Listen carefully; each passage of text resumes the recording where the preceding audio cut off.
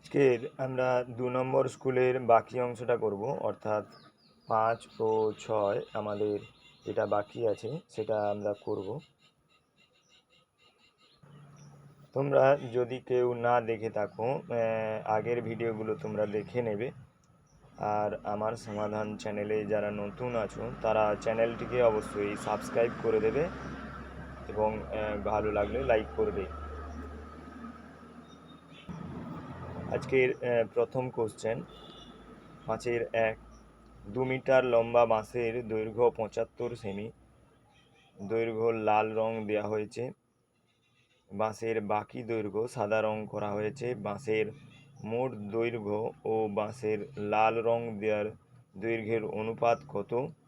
বাঁশের মোট দৈর্ঘ্য এবং বাঁশের সাদা রং দেওয়ার দৈর্ঘ্যের অনুপাত কত?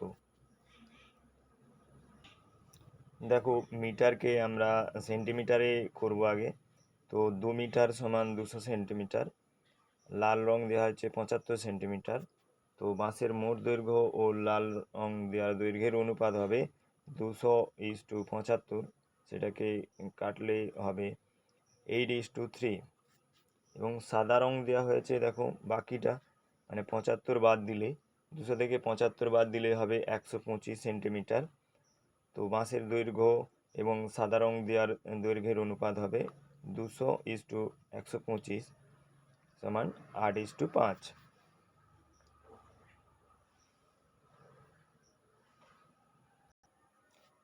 এরপরে দেখো, তোমাদের পাড়ার প্রধান রাস্তা তৈরির কাজ গ্রীষ্মকালে ৬/৬/২০১০ তারিখে শুরু হয়েছিল। রাস্তা তৈরির কাজ সম্পূর্ণ করতে ১ বছর ৩ মাস ১৮ দিন সময় লেগেছিল। হিসাব করে দেখো কত তারিখে রাস্তা তৈরির কাজ শেষ হয়েছিল।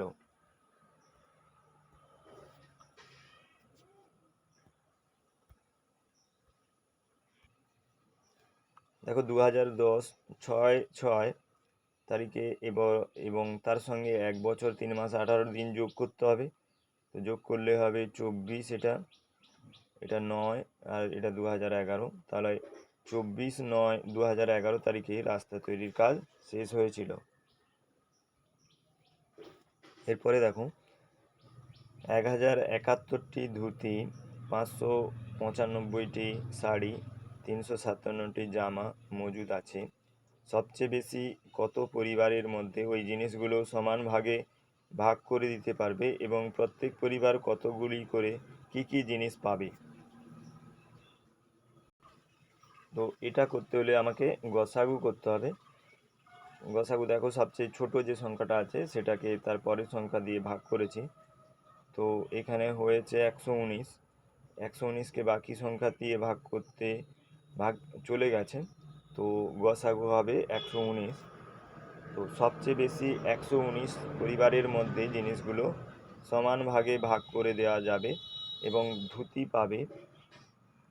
মোট ধুতিকে ১১৯ দিয়ে ভাগ করেছি ৯টি এবং শাড়ি ৫টি, জামা পাবে ৩টি করে। রঘুনাথপুর গ্রামের একটি পুকুর সংস্কার করতে যতজন লোক কাজে লেগেছিল তারা ততদিন কাজ করে ১২,৩৭৫ টাকা পারিশ্রমিক পেলেন। প্রত্যেকের দৈনিক পারিশ্রমিক যদি ৫৫ টাকা হয় তবে কতজন লোক ওই কাজে যোগ দিয়েছিলেন? দেখো, প্রতিটি পারিশ্রমিক হচ্ছে ৫৫ টাকা। তো মোট পারিশ্রমিক যদি আমি ভাবি, তাহলে মোট টাকাকে মোট প্রতি পারিশ্রমিক দিয়ে ভাগ করলে তাহলে মোট কত পারিশ্রমিক হবে, মোট কত পারিশ্রমিক সংখ্যা সেটা পাবো। সেটাকে আমি যদি বর্গমূল করি তাহলে ৫৫ দিয়ে ভাগ করেছি, ২২৫ হয়েছে। ২২৫কে বর্গমূল করলে হবে ১৫। তো ১৫ জন ওই কাজে যোগ দিয়েছিল। অনিলবাবু তার মাসিক আয়ের ২২% ভাড়া দেন। যদি অনিলবাবু ১৮৭০ টাকা বাড়ি ভাড়া দেন তবে অনিলবাবুর মাসিক আয় কত? দেখো অনিলবাবু 22% বাড়ি ভাড়া দেন, তাহলে 100 টাকার 22% বাড়ি ভাড়া দেন। যখন তার বাড়ি ভাড়া 22 টাকা, তখন তার আয় হবে 100 টাকা। তো অনিলবাবুর 22 টাকা বাড়ি ভাড়া হয় যখন আয় 100 টাকা।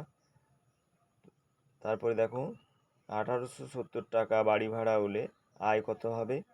8,500 টাকা। অনিলবাবুর মাসিক আয় হচ্ছে 8,500 টাকা।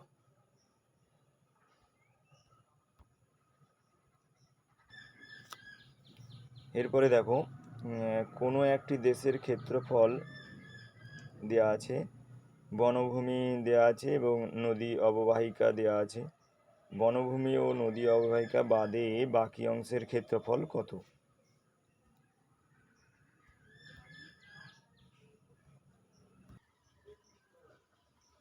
তো বনভূমি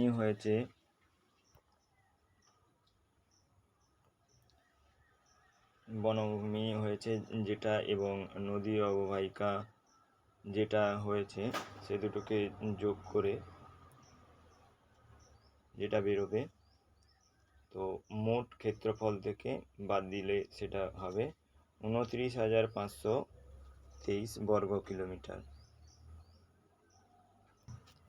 এর পরের কোশ্চেন আছে, স্কেল ও পেন্সিল কম্পাসের সাহায্যে একটি 3 সেমি দৈর্ঘ্যের ব্যাসার্ধ বিশিষ্ট বৃত্ত অঙ্কন করো এবং বৃত্তের কেন্দ্র, ব্যাসার্ধ, ব্যাস, জ্যা নাম চিহ্নিত করো। দেখো 3 সেমি ব্যাসার্ধের একটি বৃত্ত ব্যাসার্ধ একটা টেনে নেবে, অর্থাৎ স্কেল দিয়ে 3 সেন্টিমিটার টেনে নেবে। তারপরে কেন্দ্র করে একটা কেন্দ্র এঁকে কেন্দ্র করে সেটাকে কম্পাস দিয়ে ঘোরালে এটা 3 সেন্টিমিটার ব্যাসার্ধ বিশিষ্ট বৃত্ত তৈরি হবে। এবং এইটা হচ্ছে তার কেন্দ্র, এটা ব্যাসার্ধ, এটা জ্যা এবং এটা ব্যাস।